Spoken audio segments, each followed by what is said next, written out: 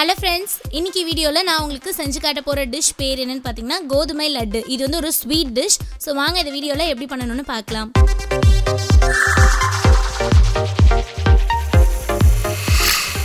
அரை cup sugar எடுத்துர்க்கேன். இத வந்து ஒரு மிக்ஸி ஜார்ல போட்டு நல்லா ஃபைன் பவுடரா அரைச்சுக்கலாம். பாருங்க நல்லா பவுடர் ஆயிடுச்சு. சோ இத வந்து ஒரு பவுல்ல ட்ரான்ஸ்ஃபர் பண்ணிக்கலாம். அடுத்ததா மிக்ஸி ஜார்ல ஒரு 10 பாதாம் போட்டுக்கிறேன். அப்புறமா ஒரு 10 பிஸ்தா கூடவே ஒரு 8 ல இருந்து 9 முந்திரி பருப்பையும் சேர்த்துக்கிறேன். இது எல்லாத்தையும் நல்ல பவுடரா அரைச்சுக்கலாம். பாருங்க இது எல்லாமே நல்ல பவுடரா வந்துருச்சு. இப்போ ஒரு panல ஒரு கப் கோதுமை மாவு போட்டுக்கிறேன். இது ஒரு 15 ல இருந்து 20 மினிட்ஸ் நல்லா வறுத்துக்கலாம். அப்போதான் இதோட கலர் மாறும்.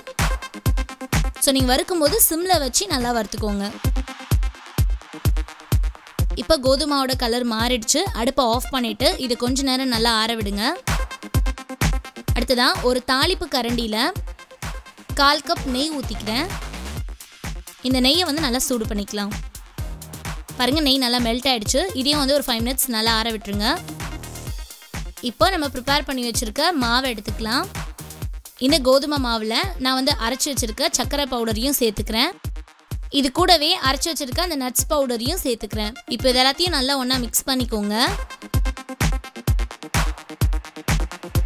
இப்போ எல்லாமே மிக்ஸ் பண்ணியாச்சு. இதுல வந்து நான் ஹீட் பண்ணி வச்சிருக்க நெய்யை கொஞ்சம் கொஞ்சமா ஊத்தி இன்னும் நல்லா மிக்ஸ் பண்ண போறேன். ஓகே நமக்கு மாவு பதத்துக்கு ரெடி ஆயிடுச்சு. இதுல இருந்து கொஞ்சம் கொஞ்சமா எடுத்து நல்லா லட்டு ஷேப்புக்கு உருண்டையா பிடிச்சுக்கோங்க.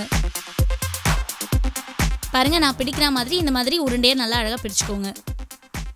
ஓகே இப்போ சூப்பரான ஒரு ஸ்வீட் டிஷ் ரெடி ஆயிடுச்சு. என்ன ஃப்ரெண்ட்ஸ் இந்த டிஷ் செய்யறதுக்கு ரொம்ப ஈஸியாக தாங்க இருக்கும். ஏன்னா ரொம்ப சிம்பிளான ஒரு ஸ்வீட் இது. ஈவினிங்கில் குழந்தைங்களுக்கு ஸ்நாக்ஸாக கொடுக்கலாம். இதில் வந்து நம்ம வேறு எதுவும் ஆட் பண்ணலை. பாருங்கள் கோதுமை மாவில் தான் ப்ரிப்பேர் பண்ணியிருக்கோம். அது மாதிரி நம்ம நட்ஸும் சேர்த்துக்கிறதுனால இது நம்ம குழந்தைங்களுக்கு தேவையான ஆரோக்கியம் கிடைக்கும். ஸோ இதை ட்ரை பண்ணி பாருங்கள். ட்ரை பண்ணுறது மட்டும் இல்லாமல் உங்கள் ஃப்ரெண்ட்ஸ்க்கும் இந்த வீடியோ ஷேர் பண்ணுங்கள். இந்த மாதிரி இன்னும் நிறைய ரெசிபீஸோட நெக்ஸ்ட் வீடியோவில் நான் உங்களை மீட் பண்ணுறேன்.